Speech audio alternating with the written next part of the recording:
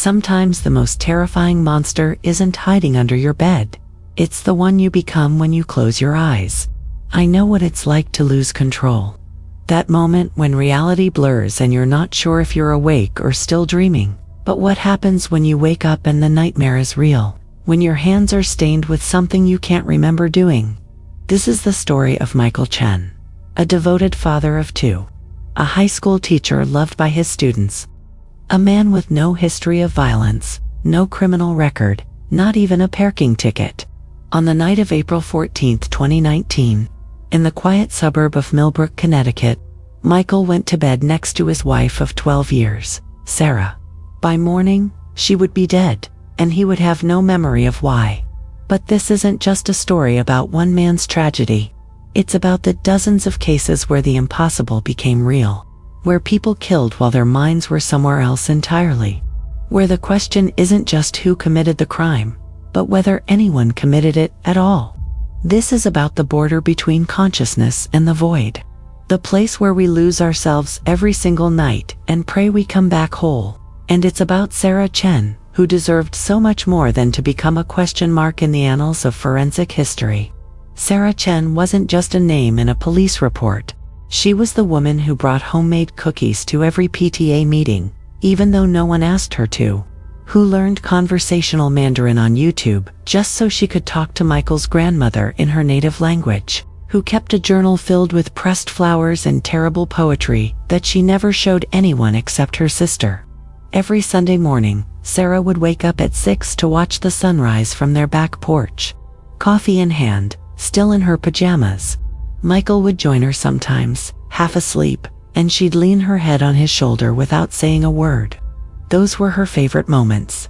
The quiet ones, before the kids woke up, before the world demanded anything from them. She worked as a pediatric nurse at Millbrook Children's Hospital. The kids called her Nurse Sunny because she wore bright yellow scrubs covered in cartoon characters. Parents requested her specifically because she had a gift for making frightened children feel safe. She'd been doing it for 9 years. Not once had she called in sick. Her best friend, Rachel Torres, remembers Sarah differently than most people saw her. Behind the perpetual smile and the can-do attitude, Sarah carried quiet anxieties. She worried about money constantly, even though they were comfortable. She checked the locks on the doors 3 times before bed.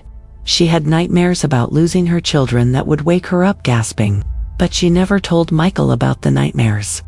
She didn't want to worry him. Michael and Sarah met at a community theater production of Our Town. He was backstage managing props. She was playing Emily Webb. He fell in love with her voice first. He'd later tell police, the way she could make ordinary words sound like music. They were married within a year. Their life together looked perfect from the outside. A modest 3-bedroom house with a white picket fence. Literally, 2 kids, Emma aged 8 and Lucas aged 5. Family game nights every Friday.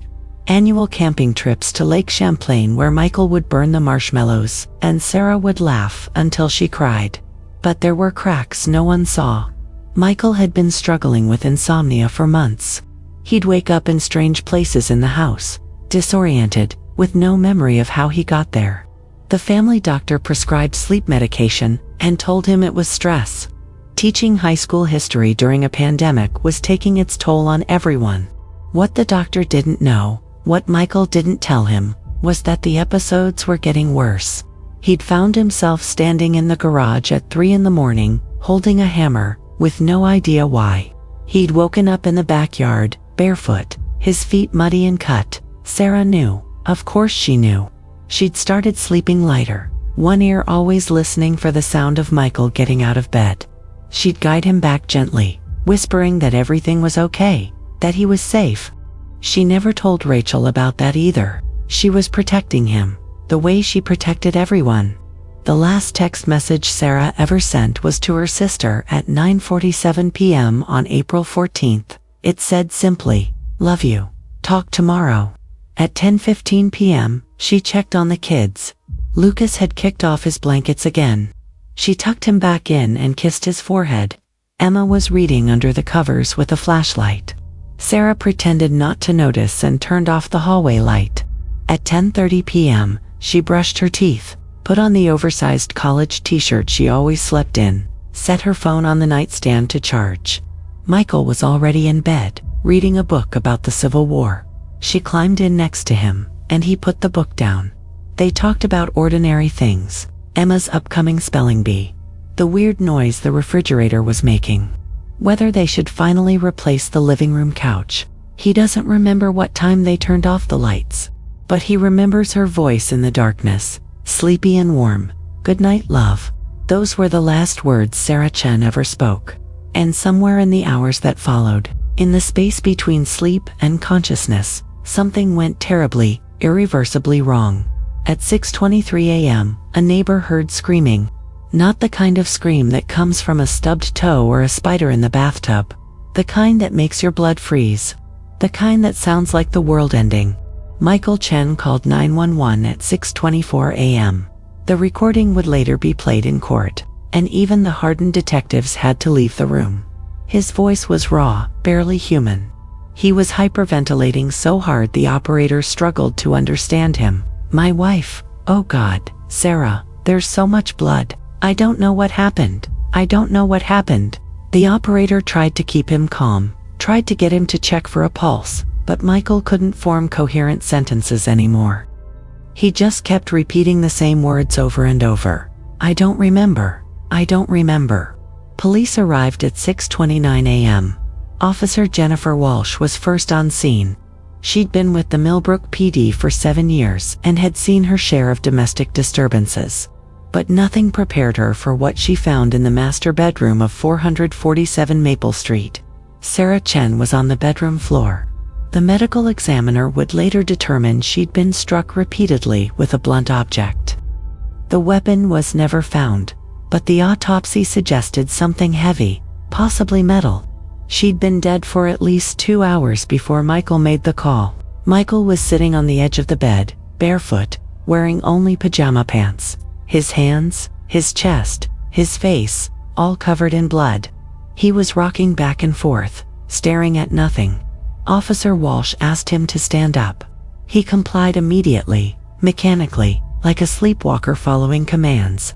She asked him what happened. He looked at her with eyes that seemed to see through her to somewhere else entirely. "I was dreaming," he whispered. "I was having a nightmare." There's a moment in every tragedy where reality fractures, where the mind refuses to accept what the body already knows. I've felt it. That split second when time stops and you think maybe, just maybe, if you don't move, if you don't breathe, you can undo what's already done. But you can't. You never can. The children were still asleep. Officer Walsh made sure they stayed that way. They were taken to their grandmother's house before they could see anything, before they could understand that their mother was gone and their father was being handcuffed in the driveway. Emma asked why Daddy was in a police car. The officer told her there had been an accident. Emma said Daddy wouldn't hurt anyone. He always told her that hurting people was wrong, even when you're angry, especially when you're angry. She was right, of course. Michael Chen wouldn't hurt anyone. But Michael Chen had been asleep. By 8 a.m., the entire street was cordoned off with yellow tape. News vans began arriving by 9 o'clock. By noon, the story had gone national. Teacher kills wife in affluent Connecticut suburb. The headlines wrote themselves. But the police were confused. There was no forced entry. No signs of a struggle beyond the bedroom. No weapon. No motive. Michael's fingerprints were everywhere, but they would be. He lived there. More troubling, Michael showed no signs of attempting to cover up the crime. He hadn't showered, hadn't changed clothes, hadn't tried to hide evidence or flee. He'd simply called 911, still covered in his wife's blood, and waited. The detective assigned to the case, Marcus Rodriguez, had seen plenty of domestic homicides. They usually followed a pattern: argument, escalation, violence, regret. But this didn't fit. In the interrogation room, Michael couldn't explain what happened. Couldn't remember anything between going to sleep and waking up to a nightmare made real. He failed 3 polygraph tests, but not because he was lying. The results were inconclusive because he genuinely didn't know the answers to the questions being asked. Did you kill your wife? I don't know. Where is the weapon? I don't know. Why did you do it? I don't know. I don't know. I don't know. And then Michael's lawyer arrived with a medical file that would change everything. A file documenting 12 years of sleepwalking episodes, and the case stopped being about murder. It became about something far more disturbing. The human brain is a mysterious thing. Every night, when we close our eyes, we surrender control to an organ we barely understand. We dream, we twitch, sometimes we talk, and in rare cases, some of us get up and walk. Sleepwalking, or somnambulism, affects about 4% of adults. Most will wander harmlessly, maybe open the refrigerator, maybe go to the bathroom. They wake up confused, maybe embarrassed, but unharmed. But there's another category. A darker one that sleep specialists call parasomnia with violence. Dr. Alina Martinez, a forensic sleep expert from Yale, was brought in to evaluate Michael Chen. She'd testified in 17 cases involving sleep-related violence. Only 3 had resulted in homicide. She explained to the court what happens during these episodes. During deep sleep, the brainstem normally paralyzes the body to prevent us from acting out our dreams. But in some people, that switch malfunctions. The body moves while the conscious mind remains completely unconscious. People in this state have been documented performing complex tasks, driving cars, cooking meals, having conversations, all while functionally asleep. And they remember none of it. Michael's medical history supported this. His mother testified that he'd been a severe sleepwalker as a child. She'd once found him trying to leave the house at 3 in the morning, insisting he had to get to school. He was 6 years old. He had no memory of it the next day. The episodes had decreased in his teenage years but never fully stopped. His college roommate remembered Michael having entire conversations while clearly asleep, his eyes open but glazed, his responses nonsensical.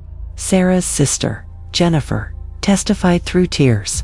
She said Sarah had mentioned Michael's sleepwalking was getting worse in the months before her death.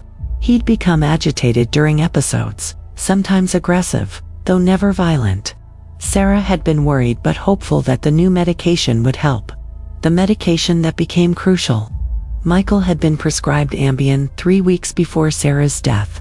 The warning label mentions sleepwalking as a rare side effect. What it doesn't mention clearly enough is that Ambien can trigger violent parasomnia in people with a history of sleepwalking. The prosecution argued this was irrelevant. They brought in Dr. Richard Moss, a neurologist who claimed that true sleepwalking violence is incredibly rare and almost always involves confused, disorganized behavior. What happened to Sarah showed purpose, they argued. Repeated strikes, force. That required consciousness. But the defense countered with case after case. Kenneth Parks, 1987. He drove 14 miles in his sleep, killed his mother-in-law with a tire iron, and tried to kill his father-in-law. No memory. Acquitted. Scott Falater, 1997. Stabbed his wife 44 times and held her head underwater. Claimed sleep. Convicted. The difference. Falater had hidden the knife and changed his clothes before police arrived, suggesting consciousness. Michael had done none of that. The forensic evidence painted a confusing picture. No defensive wounds on Michael. Sarah had defensive wounds, but minimal, suggesting she'd been attacked while sleeping or immediately upon waking. Time of death estimated between 2 o'clock and 4 a.m. The missing weapon haunted the investigation. Detective Rodriguez's team searched everywhere. The house, the yard, the storm drains. Nothing. Michael's lawyer argued this proved unconscious action. A conscious killer would know where they'd put the weapon. A sleepwalker might have disposed of it in some bizarre location, with no memory of doing so. Or it might still be somewhere obvious that everyone missed. 3 months into the investigation, Michael was charged with second-degree murder. Not premeditated, but intentional. The prosecution believed he'd snapped during an argument no one else witnessed. But there was a problem with that theory. The neighbors heard nothing before the screaming. No raised voices. No sounds of conflict. Just normal suburban silence, and then horror. Michael's children were caught in the middle of a nightmare they couldn't understand. Emma stopped talking for 6 weeks. Lucas started having night terrors, screaming for his mother. They couldn't see their father. He was in jail awaiting trial. And even if he wasn't, how do you explain to a 5-year-old that daddy might have hurt mommy but didn't mean to because he was asleep? You can't. There are no words. Sarah's family wanted justice. They wanted to believe someone was responsible. That Sarah's death meant something. That punishment could somehow balance the scales. Her mother gave a tearful interview saying she didn't recognize Michael anymore. That the man who killed her daughter wasn't the son-in-law who'd made her laugh at every family gathering. Maybe she was right. Maybe he wasn't. The trial began on October 3, 2019. The courtroom was packed every single day. The media called it the sleepwalking murder trial. Legal experts debated on cable news whether unconscious action could constitute murder. The prosecution's case relied on motive. They painted Michael as secretly resentful of Sarah. He'd given up a promising career in academia to teach high school so Sarah could work closer to home. He'd been in therapy for depression the year before, though he'd stopped going. They suggested the marriage was failing, that pressure had been building. But they couldn't produce a single witness who'd heard them argue, not one email or text message that suggested trouble. Every friend, every family member, every coworker said the same thing. They seemed happy. They seemed genuinely in love. The defense strategy was riskier. They put Michael on the stand. He testified for 6 hours over 2 days. He described every sleepwalking episode he could remember, which wasn't many, because by definition, you don't remember them.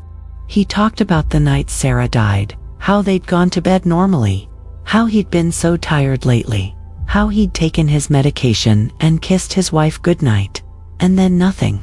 Absolute blackness. Until he woke up to a scene from hell. He cried on the stand. The kind of crying that isn't for show, that you can't fake no matter how good an actor you are.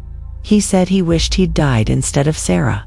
He said he prayed every night that it was all a nightmare he'd wake up from. The prosecutor asked him point blank, "Did you kill your wife?" Michael looked at the jury. "I don't know. My body must have, but I don't remember. I would never consciously hurt Sarah. I loved her more than anything in this world.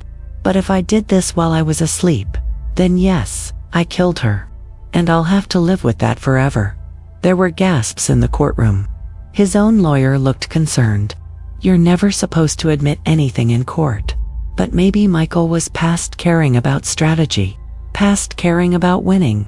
Maybe he just wanted someone to tell him the truth about what happened that night, even if the truth destroyed him. The jury deliberated for 11 days, longer than anyone expected. They were deadlocked multiple times.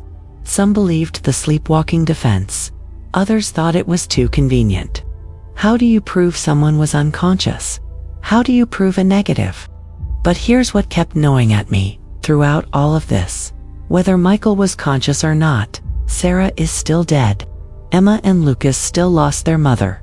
2 families were destroyed in one night, and no verdict, no explanation, no medical diagnosis can ever undo that. On November 19, 2019, the jury returned with a verdict. Guilty. Second-degree murder.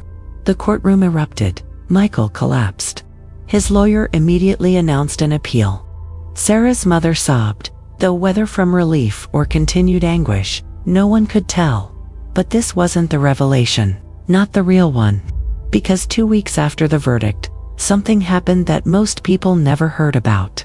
A detail that got buried in the appeals process and never made it into the documentary specials or the think pieces about consciousness and crime. A construction crew working on a drainage project 3 blocks from the Chen house found a metal thermos lodged in a storm drain. It was badly rusted, but forensic analysis found blood traces, Sarah's blood, and Michael's fingerprints. The weapon, finally. But here's what made everyone go silent. The storm drain was 400 yards from the Chen house. To get there, you'd have to walk down Maple Street, turn left on Oak Avenue, cross through the elementary school parking lot, and climb over a small retaining wall. No one, absolutely no one, believes Michael consciously walked that route covered in blood, without being seen. disposed of the weapon in such a specific location, and returned home with zero memory of doing it, unless he was sleepwalking. Dr. Martinez was brought back. She explained that sleepwalkers can navigate familiar routes with surprising accuracy. Michael drove past that storm drain every day on his way to work. His sleeping brain might have chosen it unconsciously. The defense tried to introduce this evidence for the appeal. The prosecution fought it, arguing it proved premeditation. If Michael disposed of the weapon deliberately, they claimed, he must have been conscious enough to know he'd done something wrong. But that's not how the sleeping mind works. Research shows that sleepwalkers can perform goal-oriented behavior without conscious awareness. A documented case from 2014 involved a woman who hid her jewelry in increasingly elaborate locations while asleep, convinced in her dreams that someone was trying to steal them. She had no memory upon waking. The appeals court denied the new evidence. They ruled it didn't change the fundamental question. Did Michael Chen kill his wife? Yes. Was he conscious or unconscious? The jury had already decided. But I don't think the jury decided anything except that they couldn't live with the uncertainty of letting him go free. And maybe that's the real revelation.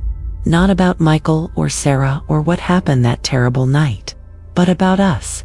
About how desperately we need someone to blame when tragedy strikes. How uncomfortable we are with the idea that sometimes horrible things happen and no one is truly responsible. Because if Michael was really asleep, then who do we punish? The disease, the medication, the randomness of the universe. We can't put those things in prison, so we put Michael there instead.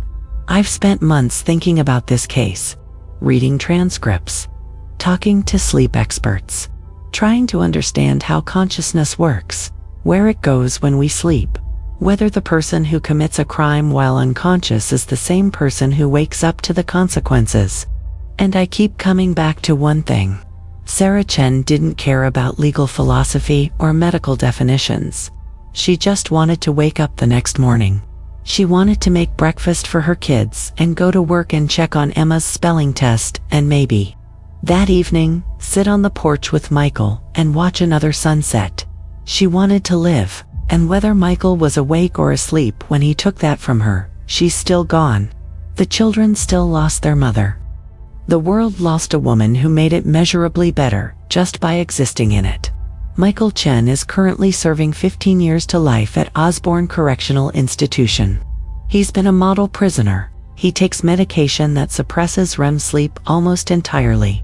He barely dreams anymore, barely sleeps, really just enough to stay alive. Emma is 16 now. She's written letters to the parole board for when her father becomes eligible, though that's still years away. She says she doesn't forgive him because forgiveness implies he chose to do it, and she doesn't believe he did. But she also says she can't have a relationship with him. The trauma is too deep.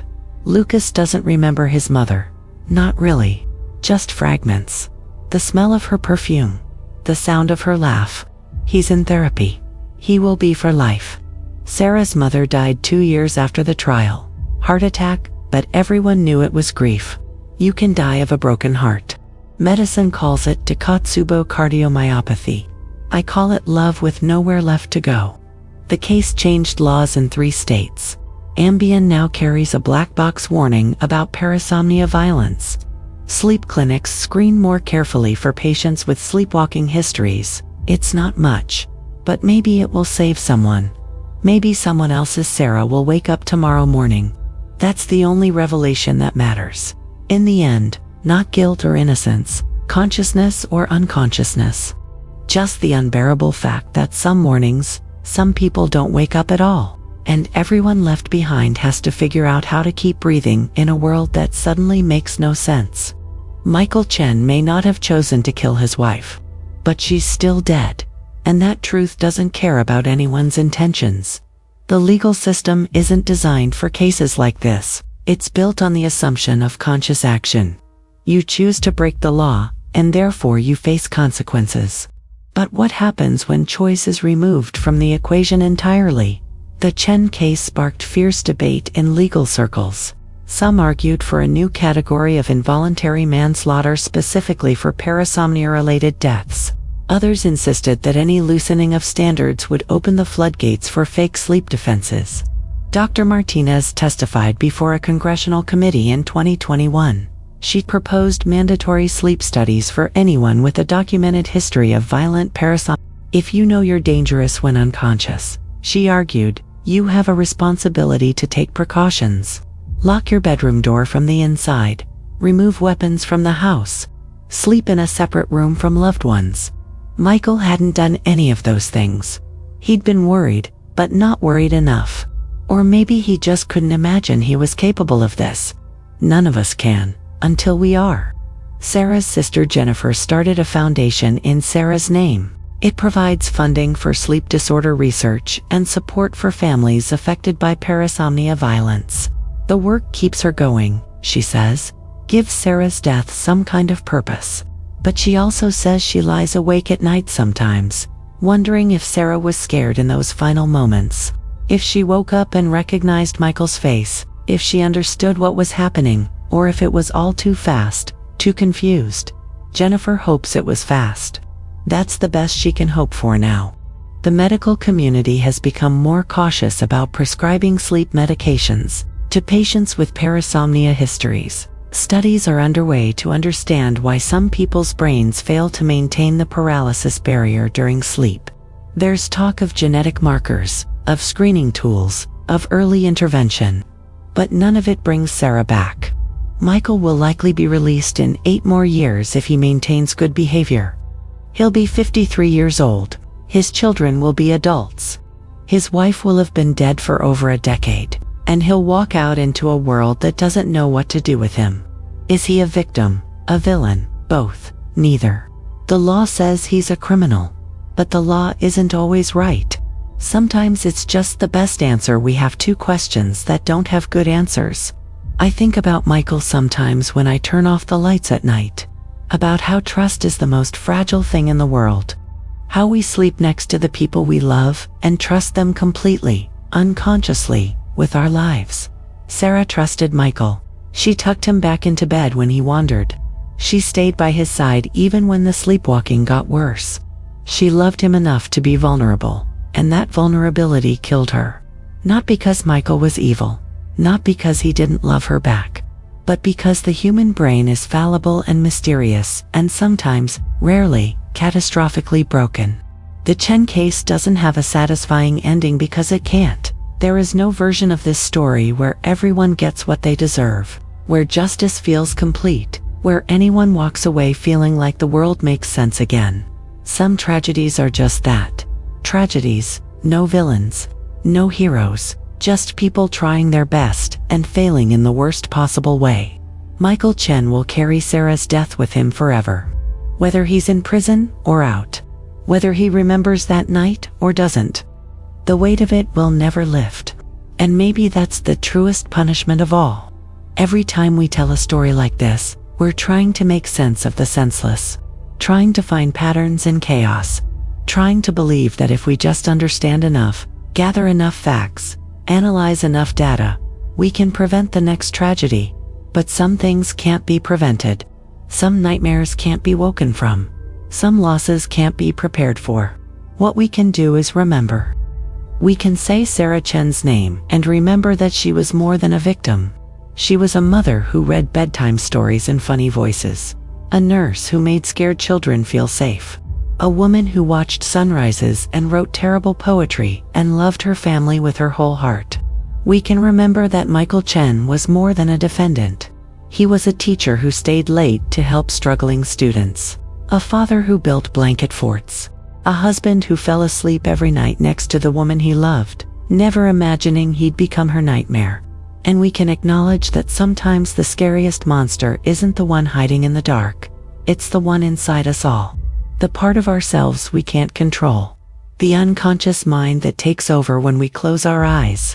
We spend a third of our lives asleep, vulnerable, trusting that we'll wake up as ourselves. Most of us do, but not everyone. And that terrifying truth is what keeps some people awake at night. In memory of Sarah Chen and all the victims of invisible violence, This case isn't really about sleepwalking. It's about the illusion of control. We walk through life believing we're the authors of our own stories, that we choose our actions, control our destinies, decide who we are. But every night, we surrender that control completely. We close our eyes and hope we come back. The nightmare awakening isn't what happened to Michael Chen. It's the realization that we're all Michael Chen. We're all one misfire in the brainstem away from becoming someone we don't recognize. One chemical imbalance from losing ourselves entirely. And maybe that's why this case disturbs us so deeply. Not because we can't understand it, but because we understand it too well. We're all asleep at the wheel of our own consciousness. We're all one wrong turn from disaster. We just don't wake up to that truth until it's too late. Sarah Chen went to sleep trusting the person next to her. She never woke up. If this case disturbed you, good, it should. Because the most dangerous cases aren't the ones with clear villains. They're the ones where everyone is a victim, including the person holding the weapon. Subscribe to VeilOfNoir. We don't tell you what to think. We show you the evidence and let you be the jury. Hit the bell, because some verdicts deserve a second look. And tell me, if you were on that jury, knowing what you know now about the weapon found 400 yards away, about the sleepwalking, about the Ambien, would you still vote guilty? Drop your verdict in the comments. I read every single one. Next case, a mother who drowned her children and the psychiatric defense that divided a nation. Until then, sleep carefully.